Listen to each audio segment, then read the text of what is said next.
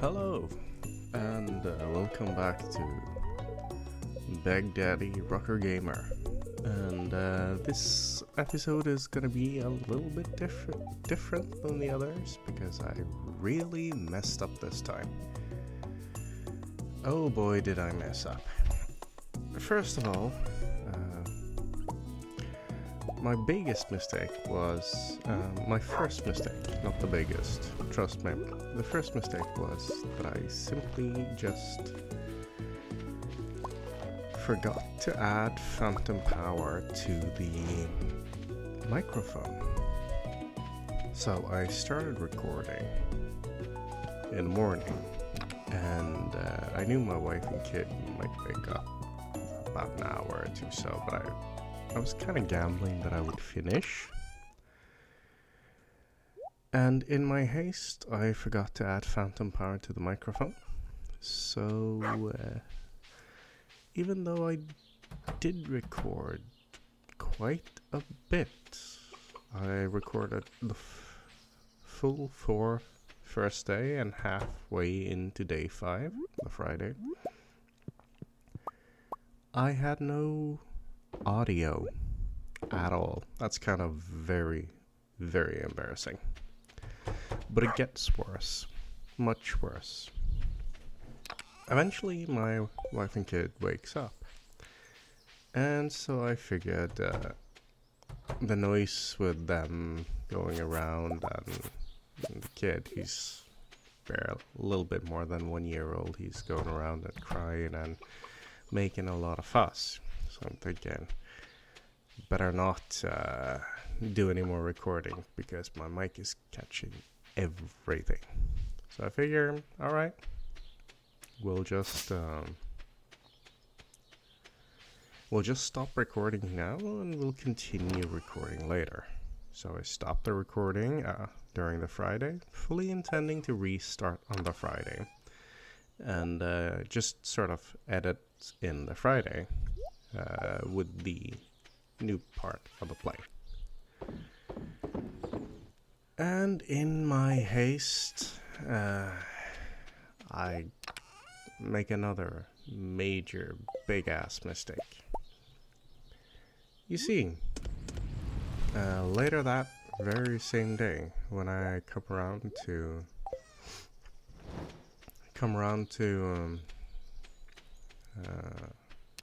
the evening and wife and kid goes to bed, I now have a couple of hours before I need to go to bed myself.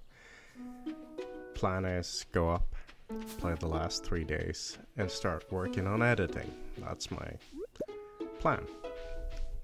Plans doesn't always go as you plan. That's why the saying goes, no plans survives first encounter with the enemy. And truer words have never been spoken. And yeah, I come up and I realize, oh lord, I did not turn on phantom power. So in my panic, I check the video that I recorded, and yeah, no audio on my voice at all. And I feel so stupid. I feel so incredibly stupid. It's like, oh my god, how could I do this? Should not be possible. Yet, there it is. So, I figure, well, I'm not gonna frickin' forget the phantom audio this time. Turn on the phantom audio and I start playing. You guys know what I forgot this time? Yeah, I forgot to press record. So I play the entire Friday, play the entire Saturday, and the entire Sunday. Up to the point where I call it a good night, and I am so damn pleased because now the video's saved, everything is good. I can... Oh shit, I forgot to record, didn't I? Yes, of course I forgot to record. And that is just so incredibly embarrassing. I don't even know what to say about it. It's just something completely unprecedented for me. And then I figure, how am I gonna save this? And I start formulating a plan. Of course, let's record some audio separately and edit that on top of what little footage I do have. So this week is a shorter week than the others, simply because the entirety of Saturday and Sunday is missing, and I only have parts of the Friday. And I'm really sorry about that. On the bright side, most of the things that happen of importance happens between Monday and Thursday.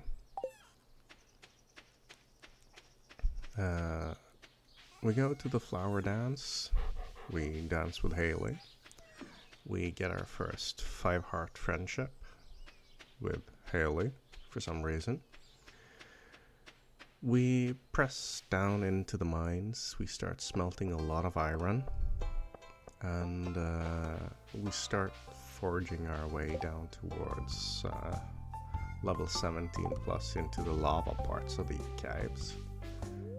Mines, I mean. We complete a couple of small bundles, but we don't finish up a full room. We start working on the boiler room, most specifically, because that's a really easy one to finish. And I don't think there is any NPC events that happens on the Friday, Saturday, or Sunday. I think all the events actually happen earlier in the week. I can't remember any of them. Now, it's also been a very, very long time since I was uploading anything, and part of that is due to the fact that I've been sick. After we came back from Turkey, for those who actually watched episode 3, you will find that I mention it, and I do edit away a lot of coughing and stuff like that. But after recording that episode and part of episode 4, I get really bad. I spent 5 days hurling, and yeah, I came out the other way too. And feverish, coughing, diarrhea, and vomiting, and it was not pretty. So when I finally got back up again and wanted to get back to recording, I still had to finish up episode 4. And that's where we are now. I do some work around here. I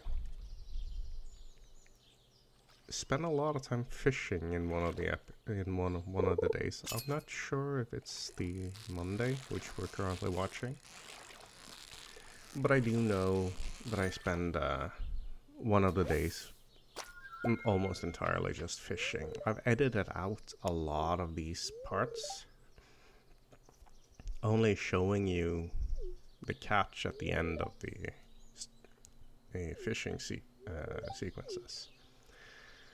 I do go into the mines some of these days, but most of my mining exploring happened on the missing Saturday and Sunday.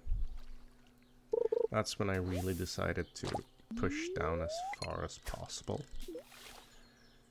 So I don't really know what to do about that. There's not much to be done. I will be going back to week number 5, first week of summer, and continuing the playthrough there properly, turning on phantom power and turning on recording because I don't want to embarrass myself again. Not like this. It's extremely dissatisfying and embarrassing, as any and all of you can imagine. And yeah, otherwise I was intending to, provide some commentary on the playthrough here and explain to you my thinking as we go along. Let's just see what happens here. Now, it's been more than a week since I recorded this, so the details of this might be a little bit hazy for me at this point. But it is what it is. And we'll see. I think I plan to go fish or something at this point. Not entirely sure. Oh yeah, refilling the crab pots, of course. That makes sense. I do have some sort of semblance of a plan, or at least I used to have. Oh, and yeah, I do fix that bridge on the very last day of spring. I fixed that bridge in the playthrough, so it should be repaired when I start up first week of summer. Of course, it was a very disappointing trip over because there were no shells, no corals, no anything, not even worms in the sand. So that was a very dissatisfying 300 wood to lose. But at least I'll be able to travel over there in the future. I am not sure what I was planning to here. I think the idea was to go fishing. Yeah, and now I see the bubbles upstairs, up at the top of the screen, so I go up there to fish there instead. And yeah, I basically wanted to get a lot of fishing done because it's a good income, especially in the early parts of the game. And I also think I was aiming for a few specific fish that was lacking. I cut away some of the fishing here, mostly to save you guys from watching the same fishing sequence over and over and over again. I think I kept this part because I got a treasure. But I think I continue fishing afterwards. Don't really remember. Coal. Very unexciting. Yeah, I continue fishing a little bit more. Not sure if I edited that away. We'll see. Now, I didn't really talk much about it in the last video, mainly because I got caught up in playing, but now I'm just sort of observing and watching my own play. Turkey, for those who haven't been there, go. It's amazing. It's good temperatures. It's kind of a dry climate, so when it's warm, it doesn't feel like you're boiling. It just feels like you're warm, which is a very different feeling from the, boiling feeling. If you live in a humid area, you will know what I mean with the boiling thing. It's like it's warm and you're drenched in sweat, although you're not really sweating. It's just that it's so humid that your entire body is wet just by sitting still. Turkey's not like that, at least not where we went. We went to Alanya, and it's a beautiful city.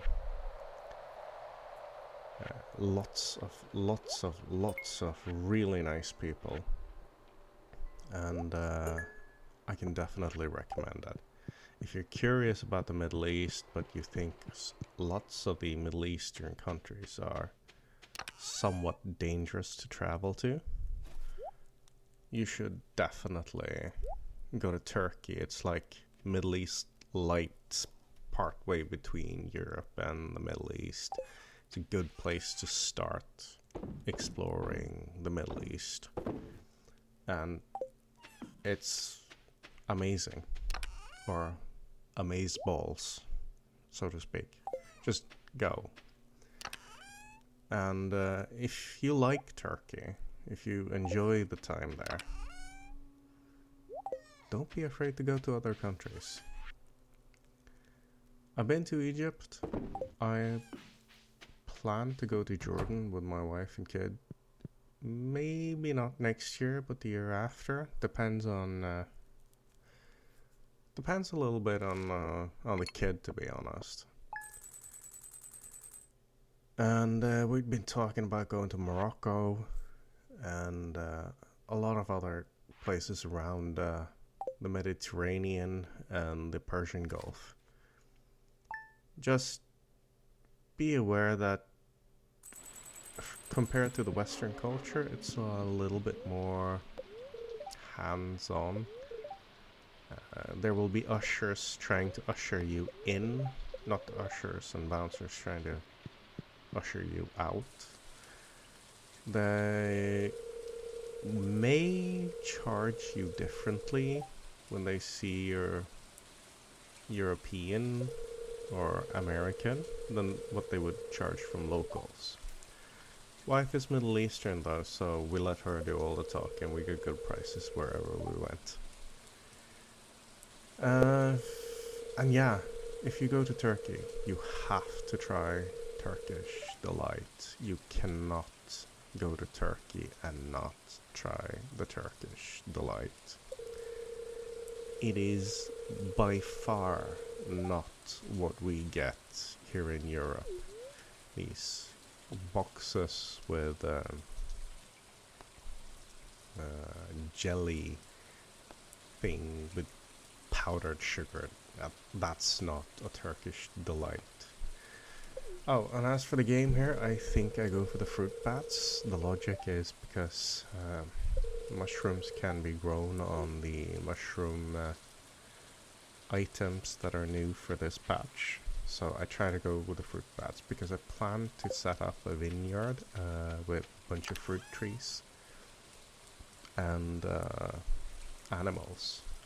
I think the only crops I will be growing is in this small spot right outside the farm, and I will grow some crops. The rest of the area will either be lots of pigs, sheep, cows, and ducks and bunnies, and dinosaurs, if I can ever find a dinosaur egg. Most other crops will be in the greenhouse, and then I will mainly be working on a vineyard. I rather enjoy vineyards. I do a gamble here, where I start planting a bunch of potatoes. I am really uncertain if these potatoes are going to pay off or not. I remember debating it when I was recording. But I came to the conclusion that the potatoes planted on the Tuesday would be ready on the Sunday. And I am not entirely sure if that pays off. But I do know I go and get a bunch of parsnips at Pierre's and plant those. Parsnips are good. At least when it's like a last ditch effort to get just a little bit more money. But I think I lose the money that I just planted there. I think I did a miscalculation there and all that money's lost, and it sucks, but you know, you live and you learn. Life is like that sometimes. Can't really do much about it other than try to cheat the code and redo the whole week. I have no interest in sitting down and learning how to cheat Stardew Valley, so I'll just live with the consequences. Much better. With that said, where was I? Talking about turkey, consequences, fruit bats. Yeah. I think this day is mostly spent fishing.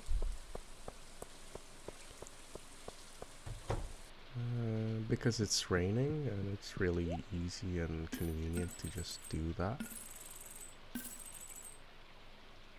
Or maybe this was the first day I really tried to dive into the mines. Don't really remember. We'll see very soon. We'll see.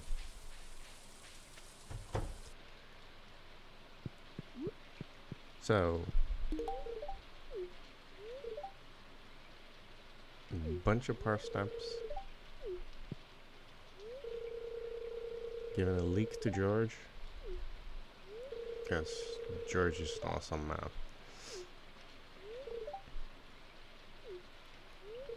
Wife's making me go to the clinic today. Don't mind my husband George, he's a grumpy dude. We know. He'll warm up, but he's still gonna be grumpy. He really likes leek. Yeah, we know that. We know that. This is not good weather for sports. Yeah, that depends. That depends entirely on what kind of sports you like, Alex. But in general, yeah, I agree, it's not good weather. I think the Green Rain, the new event, is available from summer on, so week 5 would be interesting to see if this is correct. If it is, then it's gonna be interesting.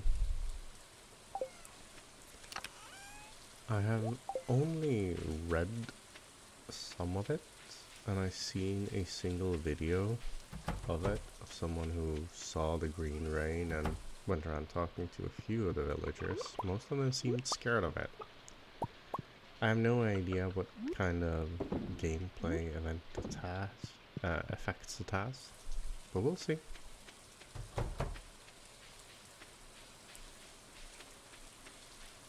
And yeah, putting eggs into the basket.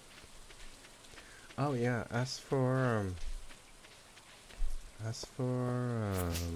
upgrades, we finish the axe and we get it up to, I think it's iron axe, and the pickaxe we get up to copper pickaxe.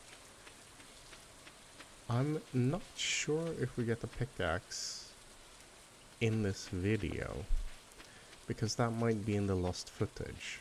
But those are the improvements I managed to do. We do legitimately go into the Forbidden Forest without using the chair trick. And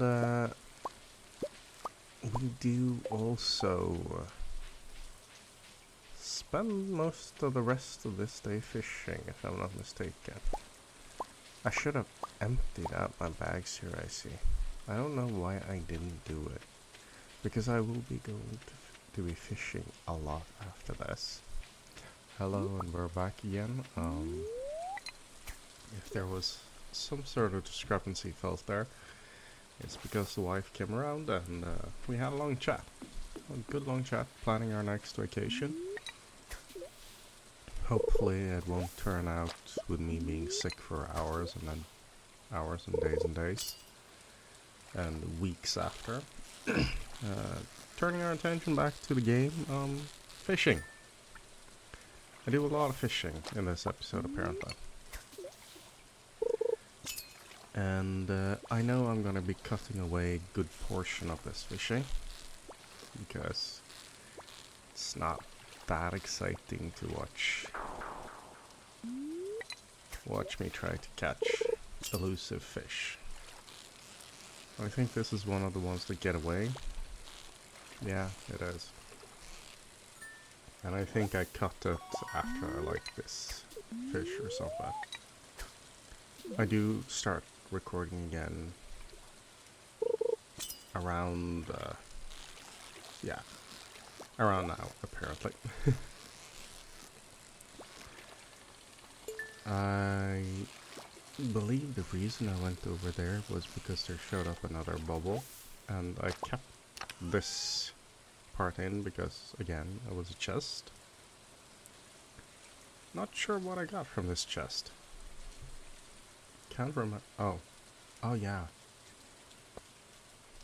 Another artifact, rice and gold star. Shad, is it?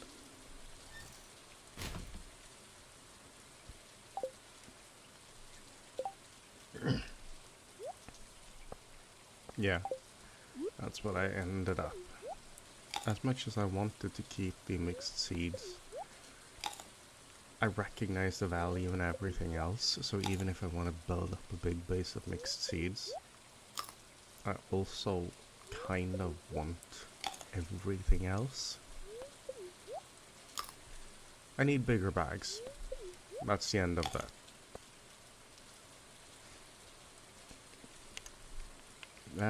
For those who are curious, we're planning another off-season trip to Spain at this point.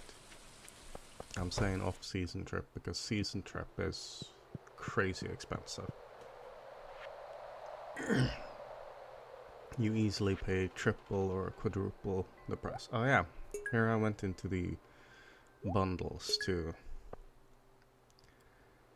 put in some different fish. Got in the catfish, put in the shad, but I don't have the tiger trout, so that will have to wait. Nightfish, I think I had the bream. Now I just need the walleye. And I think I got the carp and all the lake fish on the day earlier. Going back to the farm because we need to sleep. But as I was saying, we're planning another trip, and it's an off-season trip because season trips are crazy expensive.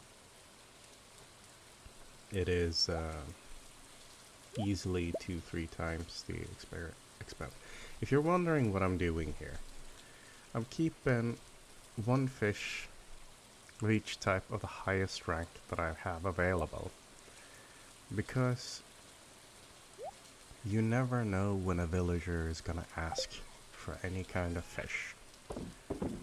And I believe the higher quality of the fish, the more friendship points you get from it. So that's the whole logic behind it.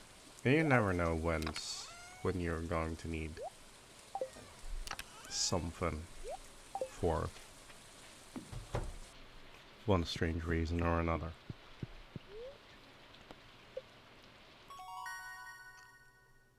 Yeah. Not much else to say. Except move, hot dog. I got my fishing up a level. Obviously, because I spent the whole day fishing. And I found out that you don't actually need Linus to learn the deluxe bait anymore, which is a little bit sad. Because now he's just this nice dude who digs around in garbage cans, but you don't actually get anything useful from him anymore. But I guess that's life. Poor Linus. See what the fortune teller says. Luck will not be on your side. Beautiful sunny day. coleslaw. I already know how to do it. Alright. It's our pleasure to inform you the farm will be featured in an up-and-coming column. Okay, cool. More potatoes. I think I plant some parsnips at the end of this.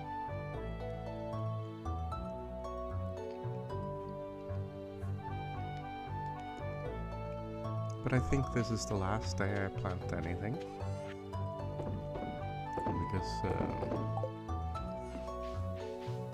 Because there's really no time to grow anything more. We're almost at the end of the month and all the crops will die, so that is life and death and life again. Yeah, I cut away the watering as I usually tend to do. And gotta open up for my chickens. Chickens? What is the plural of chicken? Is it chicken? I think it is.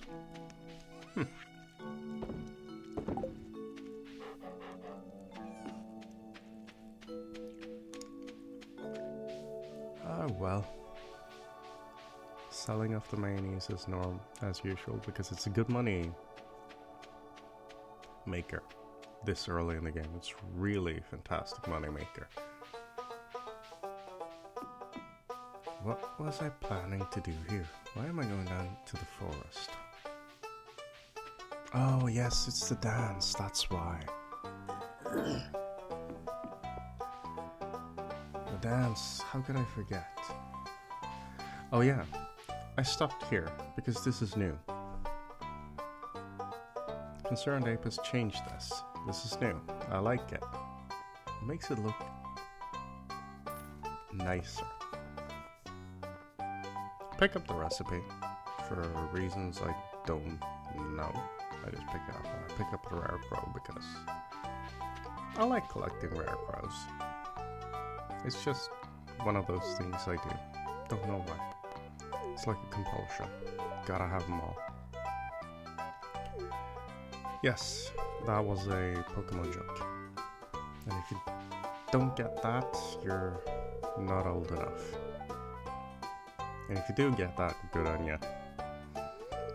You're exactly my target audience, aren't you? Liked.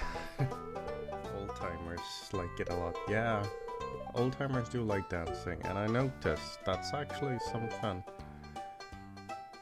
That still holds true today.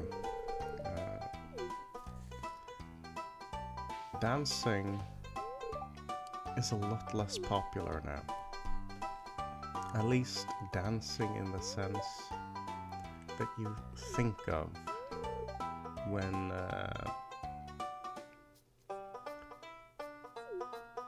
you think of dancing, because we tend to think of dancing as, you know, dancing in pairs and, you know, kind of like they did in all the movies that's supposed to be about the 80s and 70s and 60s and 50s, where you know, boy meets girl, asks girl to go to prom, and then they sort of have this dancing scenes thing. Nobody does that anymore. If you go to a dance party now, they usually mean a rave where whether you do drugs or not, you kind of just hang out and you shake your head and you shake your body in ways it's not meant to be shaken. Everybody thinks you're on drugs, whether you are or not, it doesn't matter. And it's okay, because it's just a rave. It's just what everybody else does, so why not? But nobody dances coordinated together anymore. Well, not nobody, because there's always someone who's interested, someone who wants to do these things, someone who wants to learn the old folk style of dancing and so on. There's always someone who's interested. But it's more like the culture has changed. We're no longer listening to dancing bands, we're listening to rap artists. We're not listening to live performers, we're listening to electronica music and DJs. So the dancing alone thing has become a much more broad thing than the dancing together. Now, dancing alone together in a group is also a thing. And of course, depending on where you travel in the world, that is a legitimate thing. But as you see in the flower dance here, where you have one partner and you dance back and forth towards that partner, that's not really common anymore. And it's an archaic form of dancing. A very charming form of dancing. I have to admit, I like it. And I think a lot of people lose out on something when we don't have these things anymore. We get new things that replace it, like, rave parties and similar, but we also lose something in the changeover when we abandon one part of culture for another part of culture. Something gets lost. There's always going to be the people who are interested in it. They're always going to be there to pick it up and to learn it. But it's going to be for people who's specifically interested in these things. It's not going to be for everyone anymore. And it's strange to think, but for example, Taylor Swift is massive today. She's, whether you like her or hate her, she's one of the most successful artists around, and everyone's gonna love her. But the Beatles used to be that big. Bigger even. But most people don't listen to Beatles anymore. There's old timers. There's people like me. There's music lovers who go back in time to listen to what the artist made back then. But the vast majority, they listen to Taylor Swift. Because Taylor Swift is their generation of Beatles. But 20 years from now on, her fans are going to be the same people who are her fans now. Unless she somehow managed to cling to relevancy, there will be another, younger, more successful, who does similar things or does the same or just differently or does something entirely new that captivates people. And so the music industry changes and this new person becomes the leading picture instead of Taylor Swift. And everyone's gonna love that person or hate that person depending on whether they like it or not. And everything that came with Taylor Swift will kind of get lost in time. Just like most things that we got from the Beatles have been lost through time. Because the 60s are never coming back. And John Lennon, unless he's Jesus, he cannot return, It's a one-way trip, for better and worse. So the Beatles will never exist in its original form again. And the other guys, well, they're getting old too. And there's no coming back from that. So, even though we still have the Beatles, at least 3 out of 4, it's not that bad. Or is it 2 out of 4 now? Not sure. Eventually they will be all gone. And the same is true for any other musician. Elvis is no longer with us, but his music is. But aside from Hound Dog and Wise Men Say, you know the song, you know how it goes. Aside from those two, most people don't know Elvis anymore. Of course, again, exceptions. And if you are one, all the more power to you. But it's not the music of the current generation. It's the music of my grandparents' generation. And my grandparents, I only have my grandfather left. Both my grandmothers are dead, and my grandfather on my mother's side are dead. It's only my father's side left. And that's the Elvis generation, that's the Beatles generation. After that, it's my father's generation and my mother's generation. And they have their things. And then it's my generation again. You know, us. And then it's the generation that comes with my brother. He's like 15 years younger than me. They have their own things. And my son, he's gonna grow up to love probably not Taylor Swift. He's probably not even gonna know who she is. Because by the time he's old enough to listen to and understand what an artist is, there's gonna be someone new, most likely. Oh yeah, Thursday happens a lot of stuff here. I buy the first book from the bookseller. I pick up the axe, and I play Prairie King with Abigail.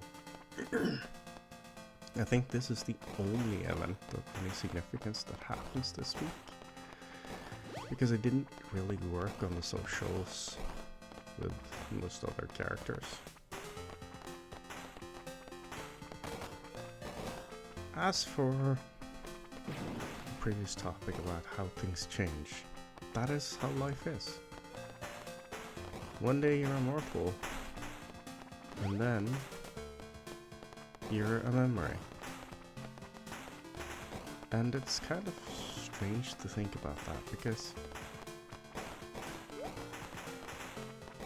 yeah, it's true, and sad, and at the same time it's the way it is.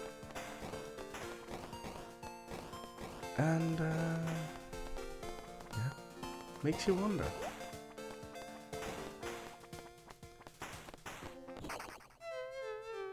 And now that I am of my age,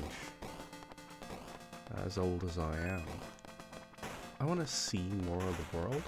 I want to travel places. That's why wife and I bring our son all over the Mediterranean currently, visiting places. Because I want to see things that I haven't been able to see yet. I want to experience places, food, and people that I've not yet had the pleasure to. I'm going to recommend things that I enjoy.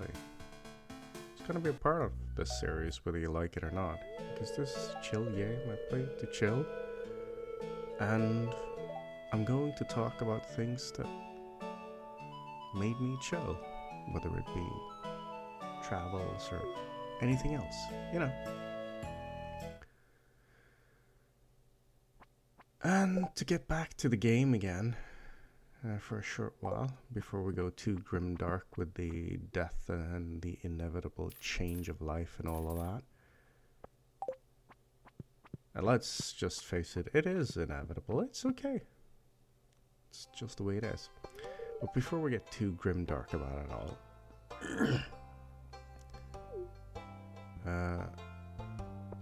there's so much to explore. There's a whole world out there. And even though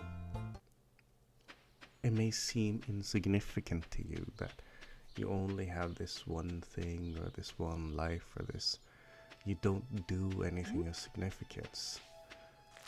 Notice, I do remember that archaeologist has uncovered written articles, shopping and grocery lists of people who lived in ancient Rome.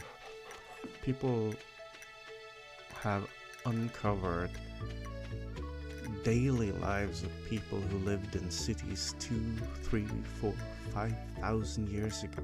They brewed beer in ancient Samaria.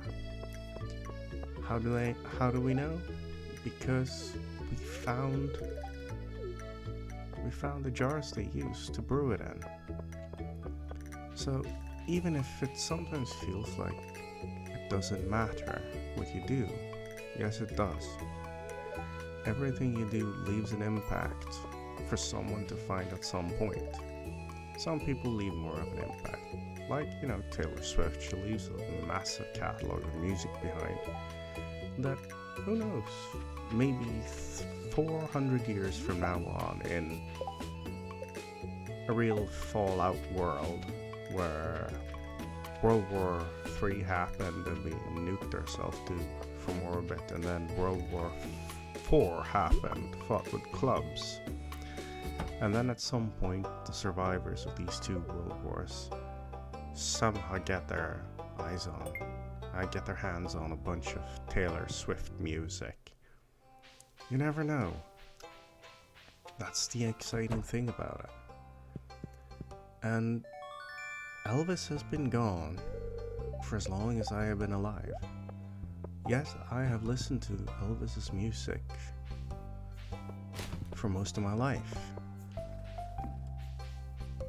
Same thing with Beatles and so many others. So even though someone is gone, you can always trust them to leave something behind for you.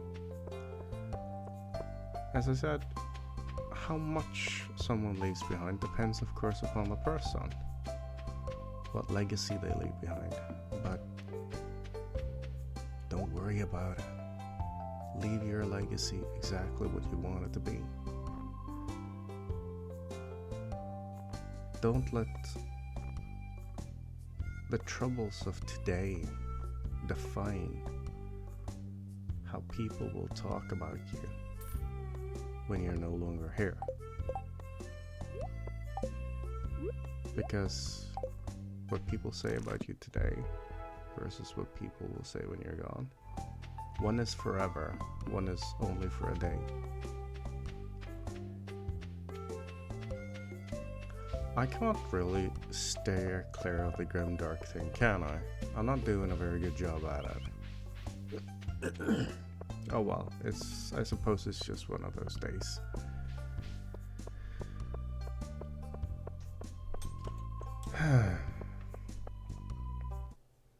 Yeah.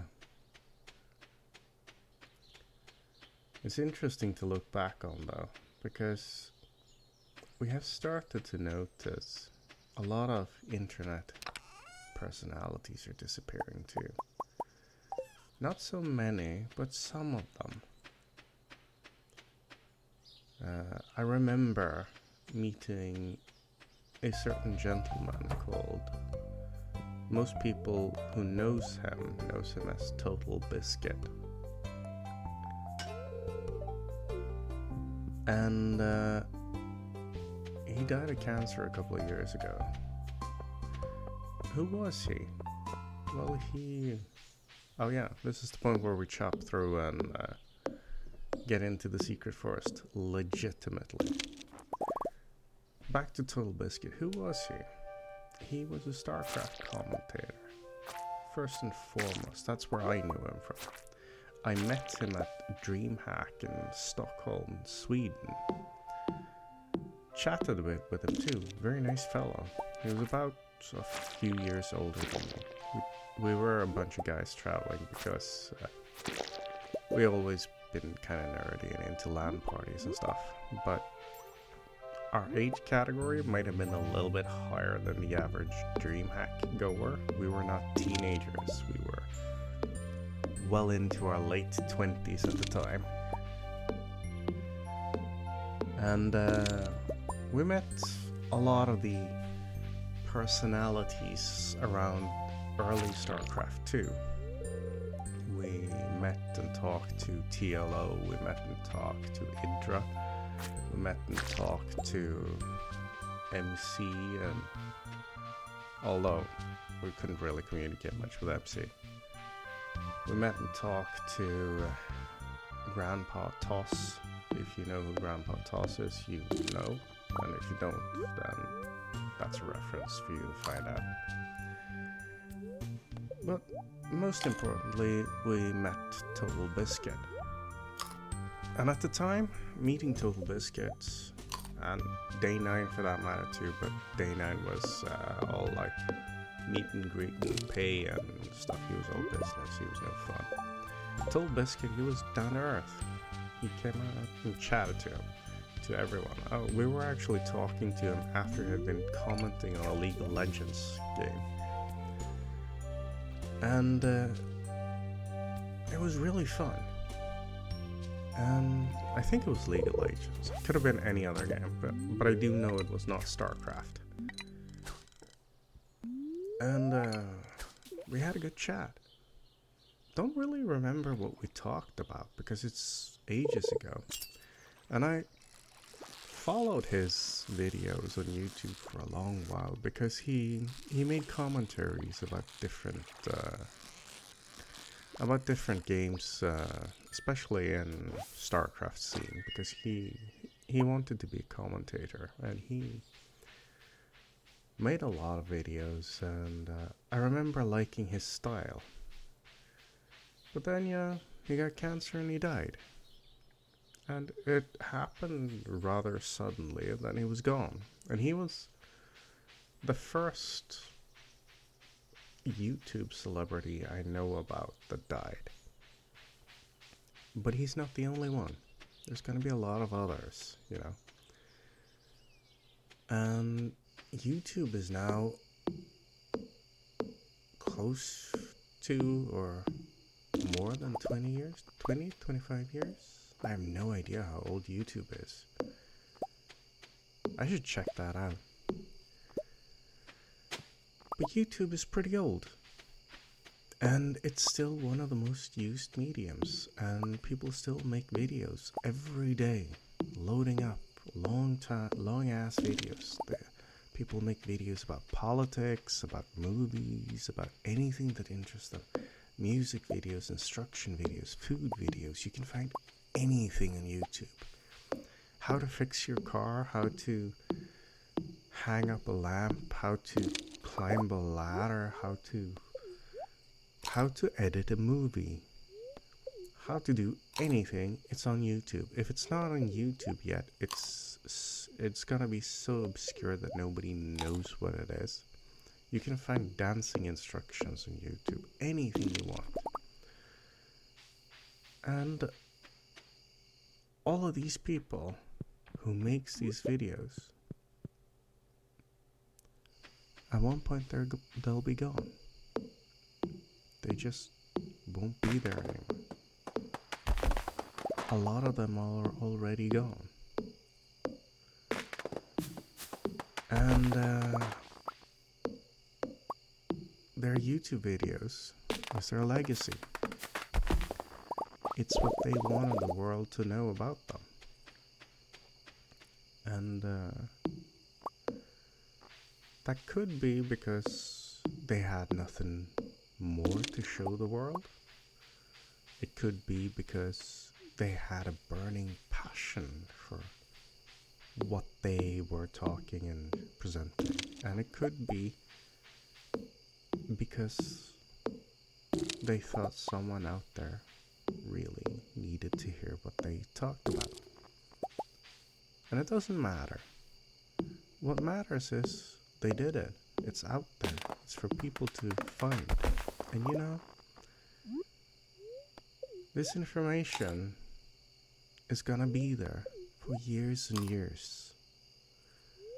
And some people say the internet is forever. That's not entirely true. But as long as there are people willing to spend electricity to power the servers, then it will be forever. So as long as nobody nukes the entire Earth with a massive EMP and destroys all our power sources, the internet's gonna be here for as long as humans are. And that means that we can always find anything. Anything that has been thought of, it's gonna be here. YouTube is not only a content creation site, it is also quite possibly one of the largest unmodified sources of knowledge, philosophy, ideology, and other ideas that you will ever find. Couple that with the simple fact that it's most likely also shown to be,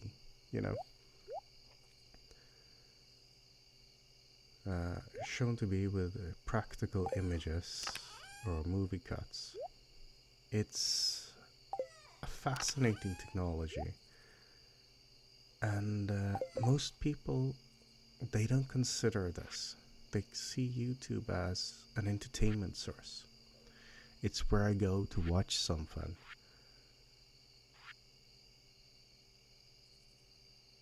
To pass time.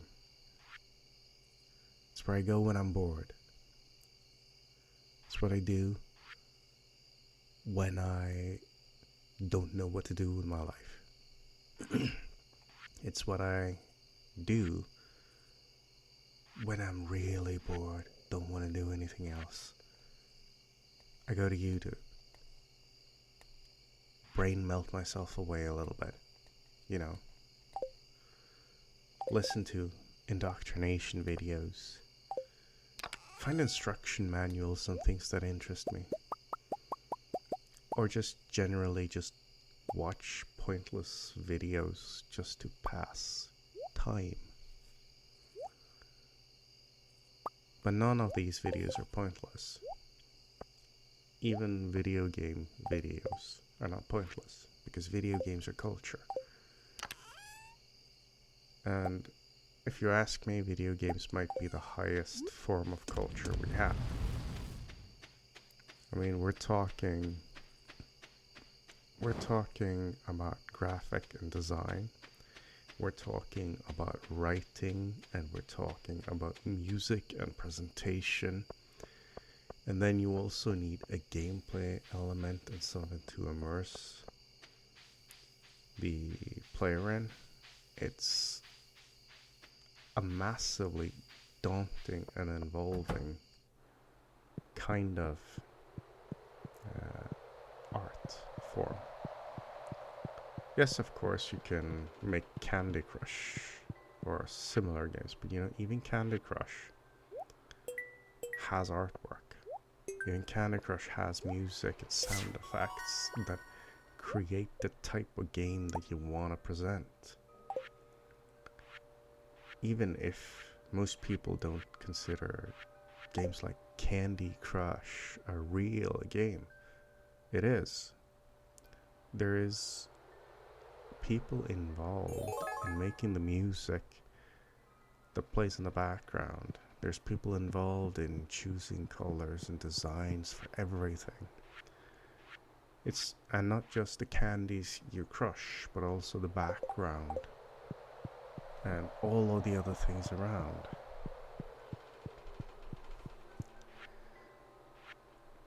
And people who put even let's play videos like what I'm doing here, they contribute to our culture. Yes, nowhere near the same as the people who make this stuff, but they contribute in the sense that they make it interactive and they present it to the world in bite-sized ways to digest.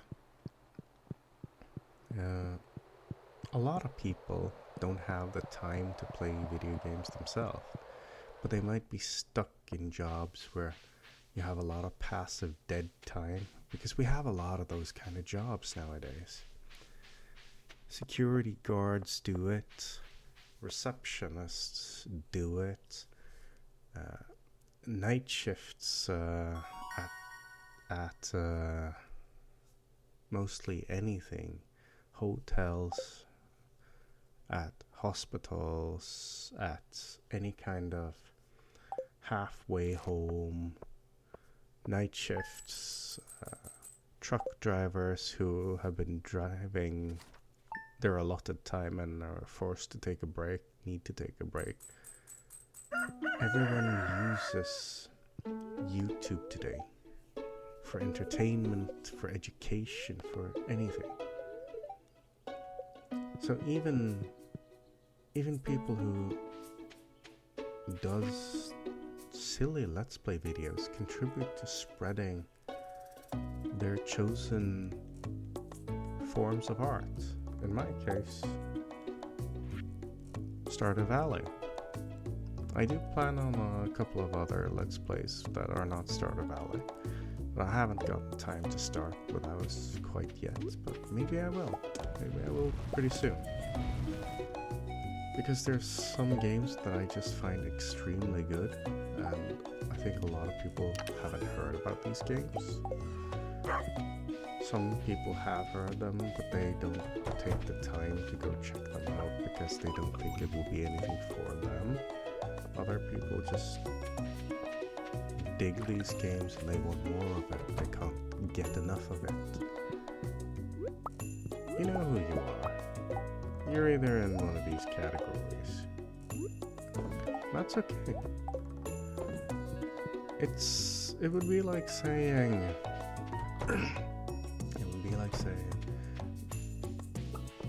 I want more of my favorite artist.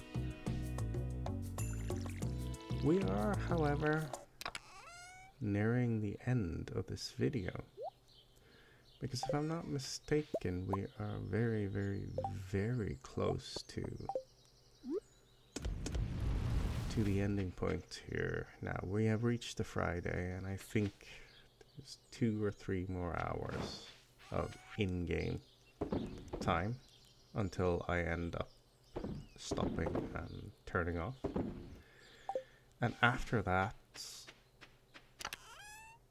I have no more footage of the last week of spring, as I mentioned earlier at the start of this video, because I made a doo-doo. I messed up. I pooped on my leg, or whatever else you want to say.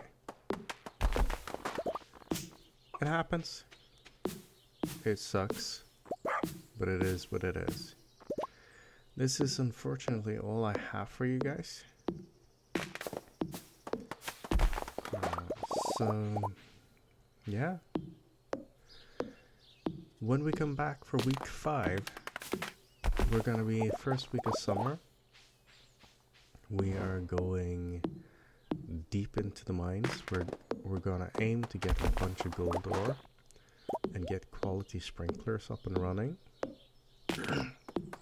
And then we are aiming to see if we can finish the boiler room and open the mine carts. And maybe save up a bunch of money so we can get the bus to the desert going. That would be the best. Yeah, this is the point where I end, as you can see. Alright, thank you, and good night.